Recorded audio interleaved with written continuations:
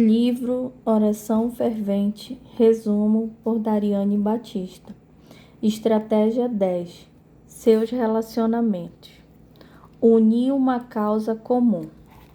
Se eu fosse o seu inimigo, eu trabalharia para criar divisão entre você e os outros cristãos, entre grupos de cristãos, qualquer um com potencial de unir-se na batalha contra mim e meus planos. Eu a manteria operando individualmente, não vendo a necessidade de ir à igreja ou enganjar-se na sua missão. Existe força na quantidade e unidade de propósito. Então, eu não permitiria que coisas assim acontecessem. Fogo amigo é o termo usado nos círculos militares para descrever soldados mortos no cumprimento do dever por seus próprios companheiros combatentes. Vários relatórios militares colocam a estimativa da morte em tempo de guerra, uma incidência ao fogo amigo em torno de 20%. Imagine o quão arrasada uma jovem esposa se sente ou quão angustiados os pais ficam quando aquele capitão uniformizado adentra a porta para entregar a notícia da morte entre o ente querido. Morto em defesa de seus pais, morto em defesa do seu país, sim, mas morto por sua própria tropa. A insensatez, a incoerência, a dor da perda e ainda mais acentuada por uma perda desnecessária. Infelizmente, esse tipo de tragédia não é apenas uma realidade nos campos de batalha estrangeiros. Isso também acontece muito em nosso meio. O número de feridos no livro de recordes militares, contudo, não se compara ao número de corações desprezados e partidos por companheiros de fé, por pessoas que deveriam estar lutando conosco, não contra nós, como, por exemplo, a pessoa com quem trocamos aliança ao longo da vida, ou a amiga com quem compartilhávamos nossos segredos, ou os companheiros de fé com quem frequentamos a igreja. Mas quando isso acontece nesses círculos, não é por acaso. Fogo amigo na igreja ou em nossos relacionamentos mais importantes é quase sempre um sinal de atividade inimiga. Ele sabe que suas chances de sucesso saltam consideravelmente sempre que ele consegue causar divisões arrasadoras entre nós, isolar um ou dois de nós, ou separar-se entre os fortes os campos de batalhas diferentes. Não podemos deixar esses tipos de abertura para o inimigo se infiltrar, porque juntos somos uma força poderosa e Satanás sabe disso. E permanecendo unidos, nós fazemos com que ele sinta isso. Ele odeia quando o povo de Deus age com unidade, quando estamos unidos como casal, como família, como igreja local, bem como a igreja global. Ele odeia quando todos nós estamos orando pelas necessidades um dos outros, pelo nosso potencial, missão e unidade, indo para a sala do trono, por ou mesmo com aqueles que estão à nossa volta e mais próximo de nós.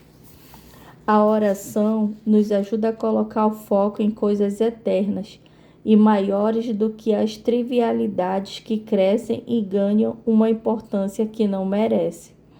Na oração, nós sentimos o tipo de paz arduamente conquistada que nos une em um exército de soldados de Cristo. Paz, o inimigo é totalmente contra ela. É ele que atrapalha todos os nossos momentos de paz. Ele trabalha horas extras para desmantelar qualquer coisa que se assemelhe à paz. Mas o que ele tanto teme que a paz possa nos fazer, vamos aprender agora. Portanto, sede justificado pela fé, temos paz com Deus por nosso Senhor Jesus Cristo. Romanos 5:1. Paz com Deus. Não há nada mais que nos atrapalhe quando estivermos em comunhão e alicerçados em Deus em paz. Não há mais medo de condenação, acesso livre entre nós e Deus. Ele já derrubou todas as portas que nos impedem de sentir a paz total com Ele. Verifique agora com o primeiro golpe que ele recebe. O inimigo recebe um golpe. O inimigo não gosta do golpe, porque ele sabe que a paz excede todo entendimento. E para irritá-lo ainda mais, a nossa paz com Deus nos enche com a paz de Deus. É um presente que nos mantém estáveis e fortes, mesmo quando nossas circunstâncias estão longe do que podemos chamar de pacíficas. João 14:27. Ela também atua como um guia que nos ajuda a discernir a direção de Deus para o nosso destino. A paz de Deus é que nos ajuda a navegar na vontade de Deus. O segundo golpe, uma outra coisa que o inimigo não gosta. Agora isso está ficando oficialmente pior para ele, ficando maior, ganhando novas partes do corpo, à beira de ficar fora do alcance e fora do controle. Eis aqui o porquê ele tanto teme arduamente separar os amigos dentro da igreja. É tudo uma tentativa desesperada de evitar o terceiro golpe. Sabe qual é o terceiro golpe? A paz com Deus é individual, pessoal. A paz de Deus, mesmo só, ela é a sua paz. É sobre você e ninguém mais. Mas paz com os outros, agora temos testemunhas. Agora estamos nos movendo em bloco. Nós temos a força dos números e isso nos transforma em um problema para ele. Ele vai atrapalhar em nossas igrejas locais.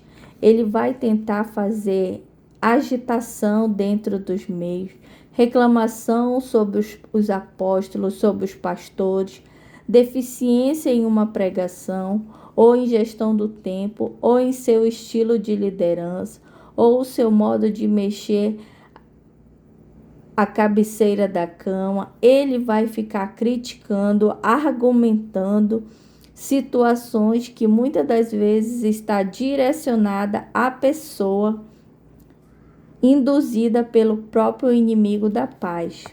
Ele vai criar um problema com o volume da música durante o período da adoração, ou quantas vezes a esposa ou filha de alguém tem permissão para cantar solos. Ele vai dividir velhos e jovens, tradicionais contra renovados, crianças de escolas particulares contra as de escola pública, em vez de as pessoas serem capazes de exercer livremente os seus vários dons espirituais para o bem do corpo. Ele vai fazer com que as pessoas vejam o ministério de outras pessoas como concorrentes direto entre si. Divisão, desarmonia, fogo amigo, eles são rupturas na linha da nossa paz. Convite à oração. Comece identificando os instrumentos mais comuns de divisão e desunião que o inimigo emprega para destruir seus relacionamentos principais. Uma boa passagem para começar é Tiago 3, 14 e 16, porque esta carta do Novo Testamento não pega muito pesado, apenas diz o que deve ser dito e a meditação é correta.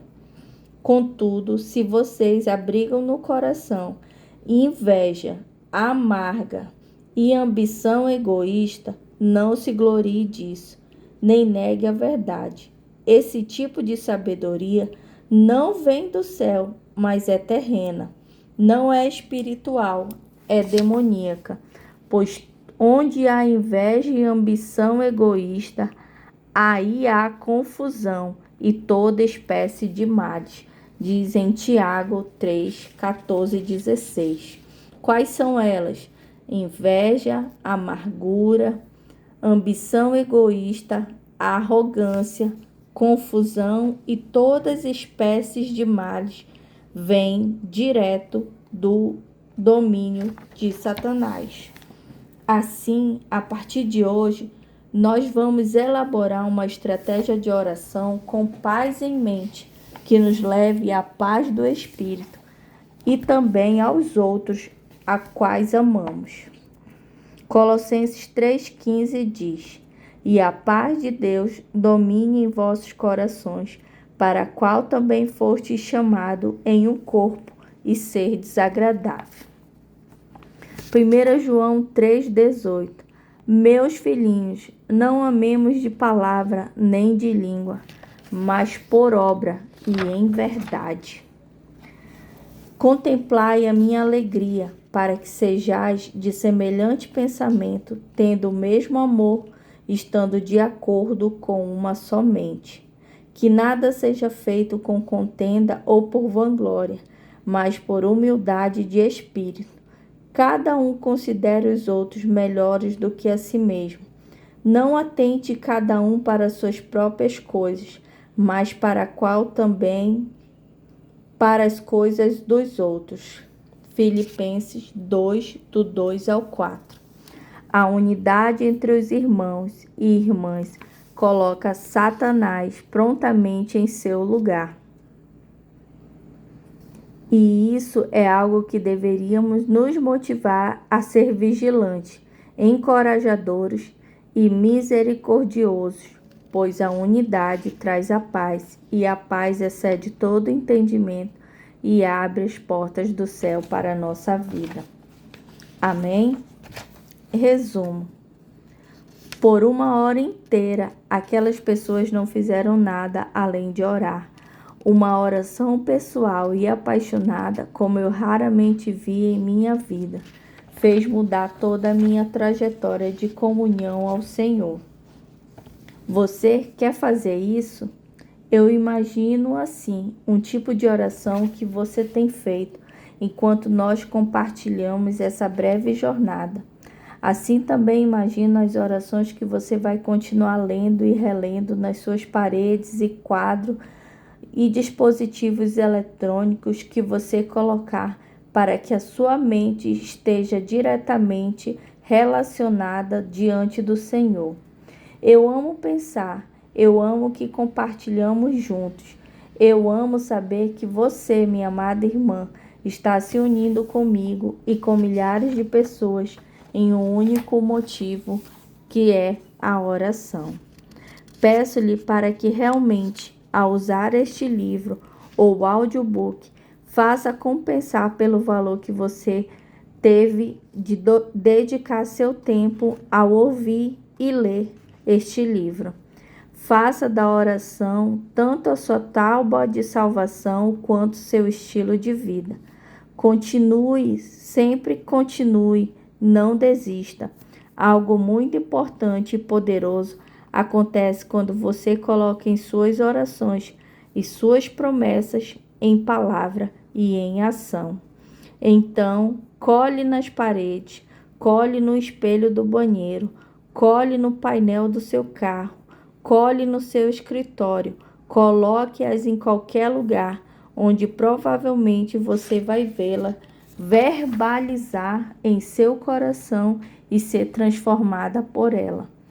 A sua palavra é verdade e o seu inimigo treme diante dela, porque apesar de ele nunca admitir, isso chegará até aquele grande dia em que cada joelho se dobrará até o do inimigo em pleno reconhecimento do poder preeminente de Deus. e ele também sabe que isso é verdade. Isto é o começo do fim da sua influência sobre a sua vida, de sua suposição arrogante de que ele pode fazer o que quiser com você e você não terá poder para lutar. Mas isso está repreendido em nome de Jesus.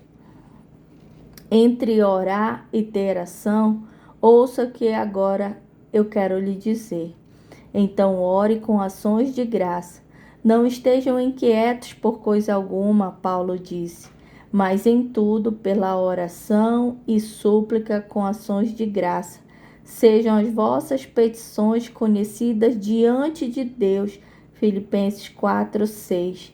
Aproxime-se de Deus com ousadia, com a sua necessidade, nunca com uma pitada de medo, culpa ou vergonha, mas sempre cubra esses pedidos com gratidão.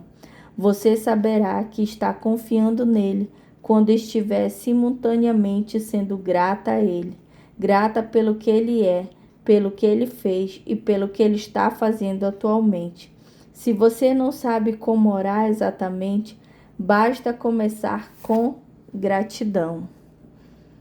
Porque nos braços você vai conhecer a beleza da sua paz, a paz de Deus que excede todo entendimento e que guarda os nossos corações e a nossa mente em Cristo Jesus. Filipenses 4:7. Então, apesar de saber disso, que isso é uma batalha, eu sei que é uma luta diária. Espero que o seu fervor a faça descansar, porque Deus é aquele que está lutando por você e ele certamente prevalecerá. Ora, aquele que é poderoso para nos impedir de cair e para nos apresentar irrepreensíveis diante da presença da sua glória, com abundante alegria, ao único Deus sábio, nosso Salvador, seja glória e majestade, domínio e poder, agora e sempre. Amém.